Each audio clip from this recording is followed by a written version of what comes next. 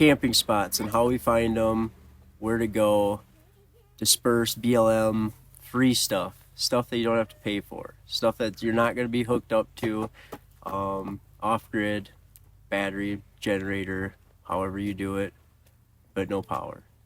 They're the best spots, honestly. You have to drive out in the middle of nowhere to find the cool places, and there's a lot of places that you can go that's totally for free, and they're awesome. So how do we find them? Apps are local people. When we travel through areas, we will, if we see somebody at a gas station or something, and ask them if they know any cool places or where they camp or whatever, waterfalls, hot springs, and we usually get a lot of info from the locals. I like using Campendium, and I don't pay for it, and I can still see all of the free campgrounds around, and you can even filter it if you want to look for showers or laundry or whatever. But the nice thing about that too is people will write reviews, so you can kind of get a feel for what it's like and what you're looking for.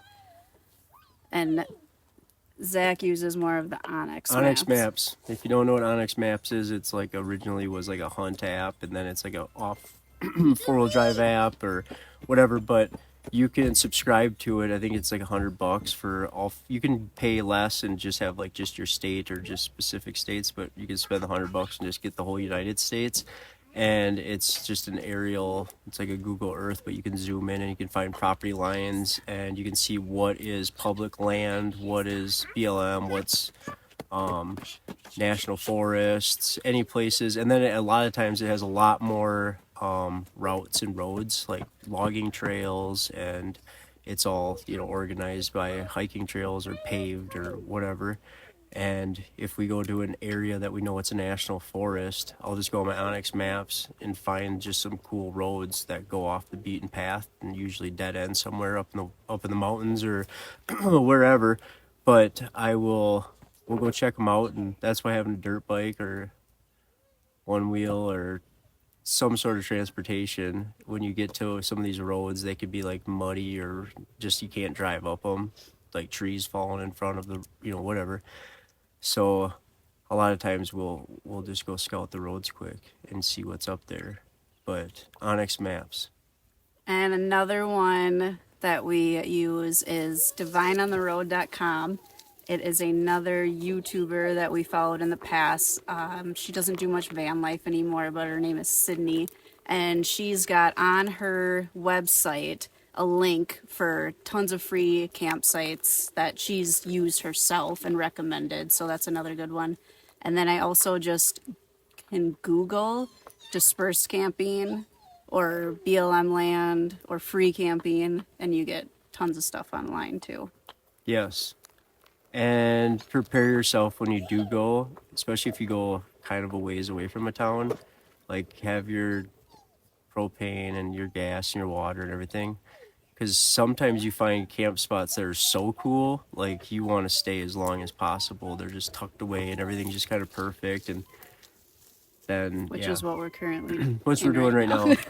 We just found this like in the evening, and it was like an okay spot. Well, I'm like, we'll just park here, and then in the morning we'll cruise around and see if there's any better spots in the area. And there is.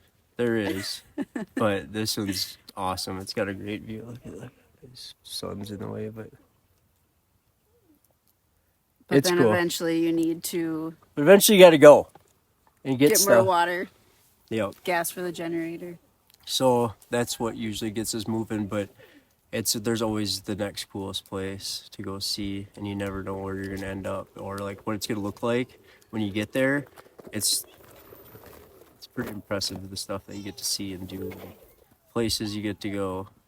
And if you have any recommendations on apps that you use or sites or anything, I'd love to hear in the comments. Yes. Favorite camping spots, pins, hot springs, waterfalls. Always looking for new spots. Definitely.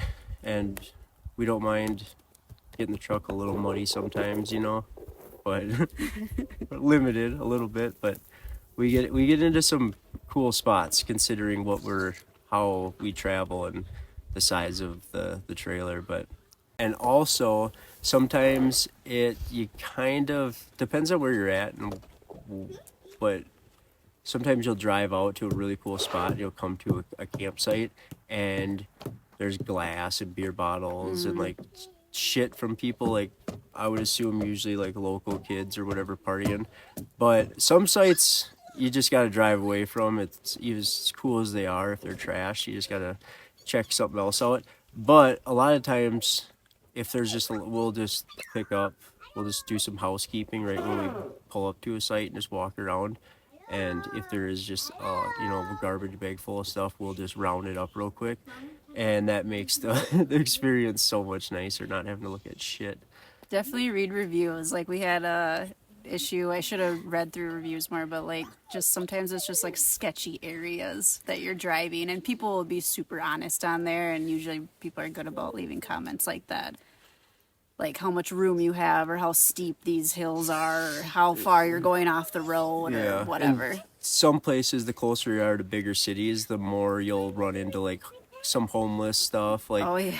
people not. I don't know. There's a fine line, but you can tell right away Yeah. where to kind of. If you're not comfortable, just leave. Yeah, for real.